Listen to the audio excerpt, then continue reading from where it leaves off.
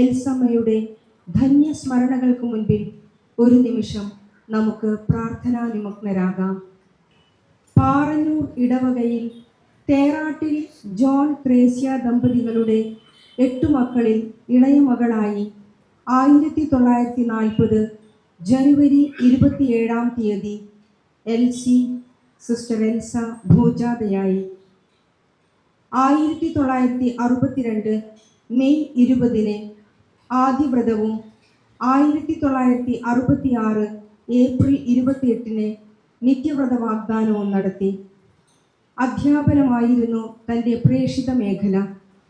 കുരുന്നുകൾക്ക് വെറും ഒരു അധ്യാപിക മാത്രമായിരുന്നില്ല എൽസമ്മ, സ്നേഹമുള്ള ഒരമ്മയും കൂടെയായിരുന്നു.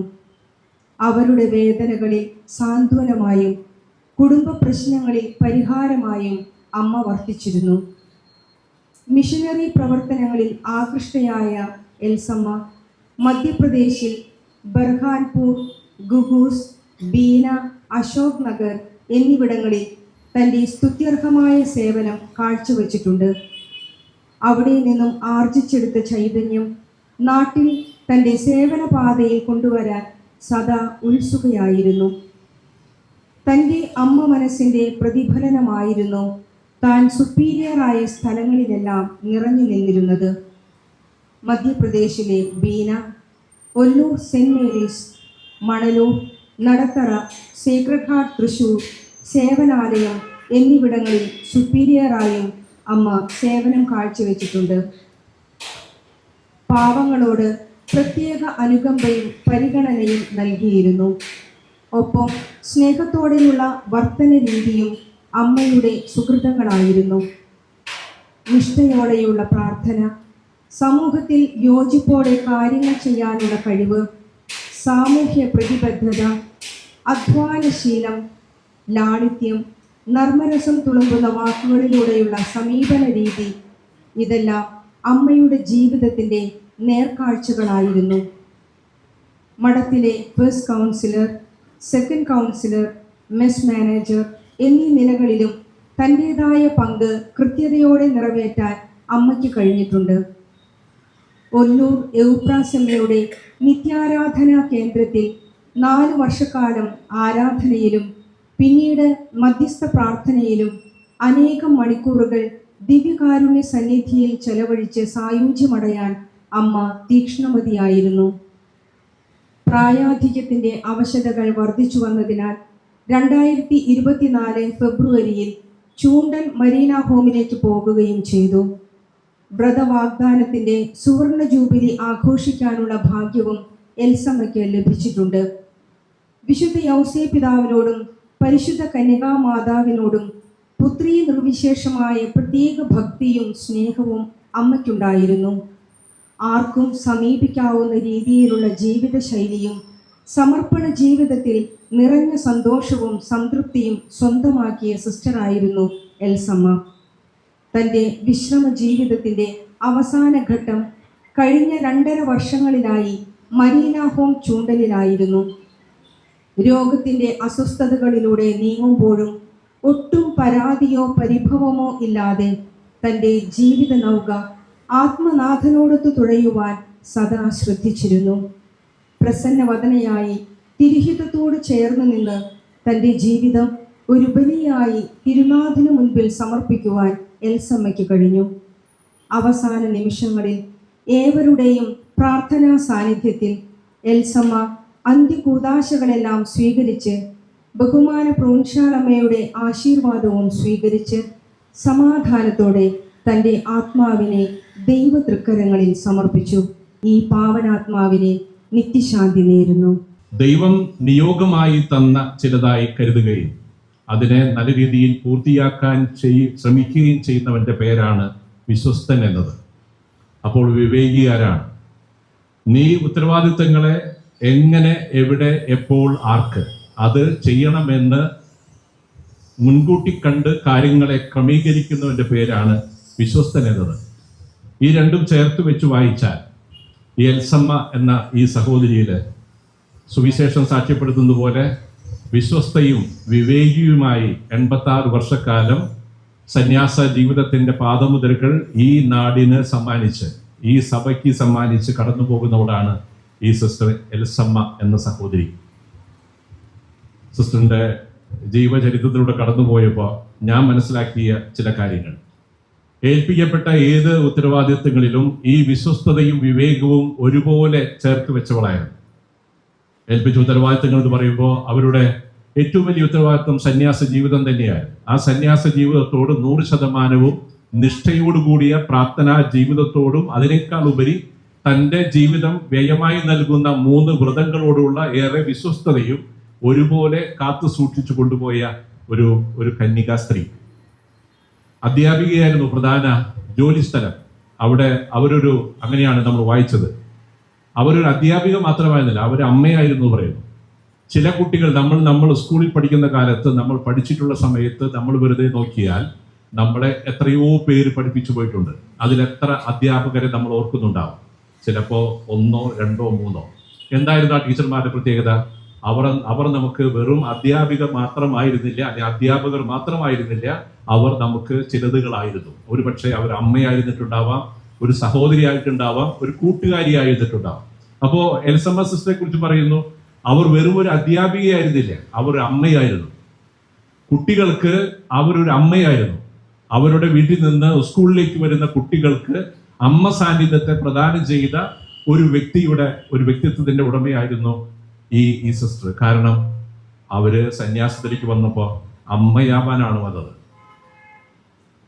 അവര് ഉപേക്ഷിച്ചു പോന്ന അമ്മത്വം ദൈവം പറയുന്നുണ്ട്, ക്രിസ്തു ഉറപ്പ് പറയുന്നുണ്ട്, നിങ്ങൾ ഉപേക്ഷിച്ചതുപോലെ 100 ഇരട്ടിയാണ്. അപ്പോ 1, 2, 3, 4 ഇനി ഏറിപ്പോയ 10, 12 കുട്ടികൾക്ക് അമ്മയാവേണ്ട ഒരു സ്ത്രീ പിന്നീട് 1000-കൾക്കും 10,000-കൾക്കും അമ്മയാവുന്ന ഒരു അമ്മത്വത്തിലേക്ക് ഈ സഹോദരി വളർന്നിട്ടുണ്ടെങ്കിൽ അതിന്റെ കാരണം അവർ ഏൽപ്പിക്കപ്പെട്ട ഉത്തരവാദിത്വം അത് ഉത്തരവാദിത്വമായിരുന്നില്ല, ദൈവ നിയോഗമായിട്ട് കണക്കുകൂട്ടുകയും അതിനെ കൊണ്ടു നടക്കുകയും ചെയ്ത ഒരാളാണ്. അതുകൊണ്ട് തന്നെ അവർ അമ്മയായി ജീവിച്ചു. 86 വർഷവും അവർ അമ്മയായിരുന്നു.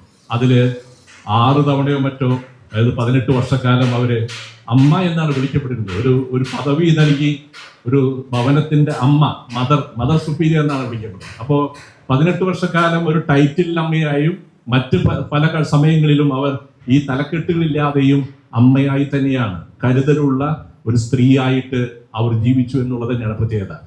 അപ്പോ ഒരു അമ്മയായും സഹോദരിയായും അധ്യാപികയും ഒരുമിച്ച് സമഞ്ജസമായി സമ്മേളിക്കുമ്പോൾ പലരും അവരെ മറക്കില്ല. അവരുടെ പേരുകൾ പലരുടെയും ഹൃദയത്തിൽ എഴുതിപ്പോയിട്ടുണ്ടാവും. എൽസമ്മ എന്ന അധ്യാപികയല്ല, എൽസമ്മ എന്ന അമ്മ. ആ അമ്മയാണ് ഇന്ന് നമ്മുടെ മുമ്പില് സ്വർഗീയ യാത്രയ്ക്കായിട്ടുള്ള ഒരുക്കത്തിൽ ആയിരിക്കുന്നത്. ഒരുപക്ഷെ പാവങ്ങളുടെ പക്ഷം ചേർന്ന ഒരു സഹോദരി. ഇന്ന് അതിന് സാങ്കത്യമേറെയാണ്. പണക്കാരുടെ കൂടെ നടക്കാൻ എളുപ്പമാണ്, പാവപ്പെട്ടവരുടെ കൂടെ നടക്കാൻ അത്ര എളുപ്പമല്ല. പാവങ്ങളുടെ പക്ഷം ചേരാനും നമ്മൾ മുൻപ് വായിച്ചു കേട്ടതുപോലെ കുടുംബങ്ങളിലേക്ക്, അത് പ്രത്യേകിച്ച് പ്രശ്നബാധിത കുടുംബങ്ങളിലേക്ക് ചെന്ന് ചെവി ചായ്ച്ചിരുന്ന് അവരുടെ പ്രശ്നങ്ങളെ കേൾക്കാൻ, അവരുടെ പ്രശ്നങ്ങളിലേക്ക് ദൈവസാന്നിധ്യത്തിന്റെ ഓർമ്മപ്പെടുത്തലുകൾ നൽകി അവരെ കരം പിടിച്ച് തിരിച്ചു കൊണ്ടുവരാനുള്ള ഒരു ഭാരിച്ച ഉത്തരവാദിത്വം അവരുടെ ജീവിതത്തിലൂടെ അവർ ഭംഗിയായിട്ട് നിർവഹിച്ചിട്ടുണ്ട് എന്നാണ്.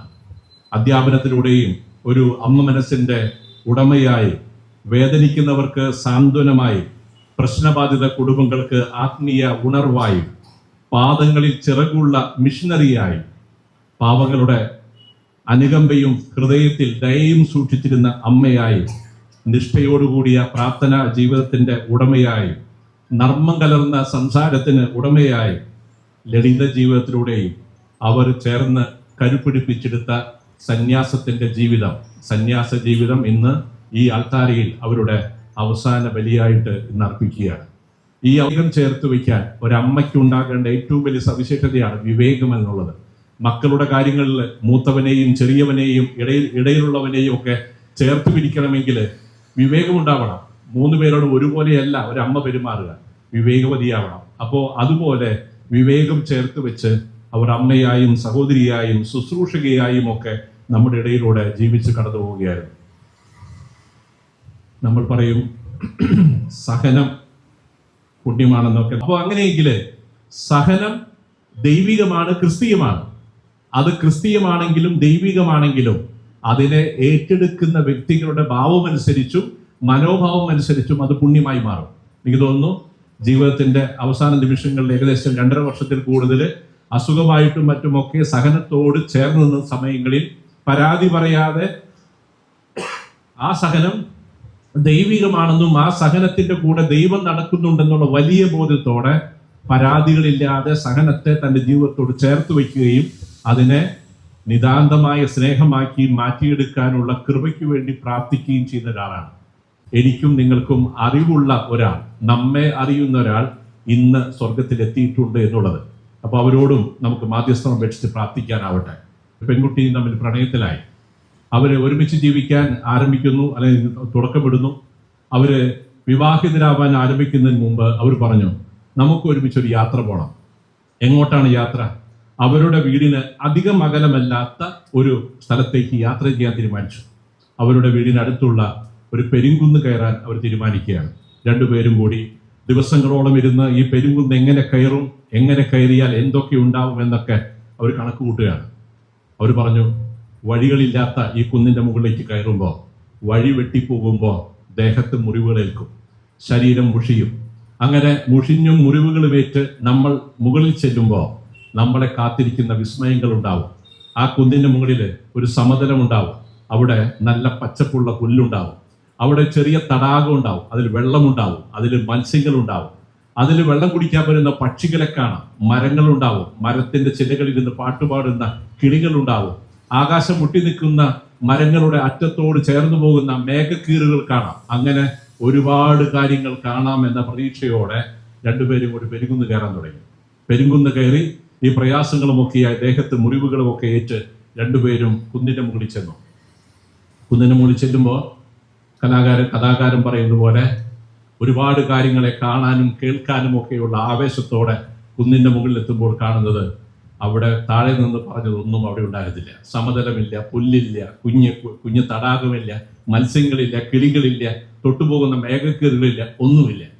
അപ്പോൾ ഈ പെൺകുട്ടി നമ്മുടെ കഥാനായകനോട് ചോദിക്കുന്നൊരു ചോദ്യമുണ്ട്, എന്ത് കാണാനാണ് ഈ പെരുങ്കുന്ന് കയറിയത്? നമ്മൾ വിചാരിക്കും, കഥ വായിച്ചു പോകും, നമ്മൾ വിചാരിക്കും ആ ചക്കൻ ചങ്ക് പൊട്ടി ചത്തുണ്ടാവുന്നതാണ്. ചങ്ക് പൊട്ടി ചത്തൊന്നുമില്ല. പി സുരേന്ദ്രൻ അവന്റെ തൂലികയിലൂടെ അവന്റെ നാവിന് അനക്കുന്നുണ്ട്. എന്നിട്ടൊരു വാചകം പറഞ്ഞ് കഥ അവസാനിപ്പിക്കുകയാണ്, സഖി, നമ്മൾ ഒന്നും കാണാനും ഒന്നും കൊണ്ടുപോകാനുമല്ല ഈ പെരുങ്കുന്ന് കയറിയത്, നമ്മൾ ഈ കുന്ന് കയറിയത് ഈ കുന്നിറങ്ങാനാണ്. എത്രയോ വിശേഷമായിട്ടാണ് മരണത്തെക്കുറിച്ച് ഒറ്റ വാചകത്തിൽ ആ പറഞ്ഞ് അവസാനിപ്പിച്ചത്. സ്നേഹിതഗണവും സനവാ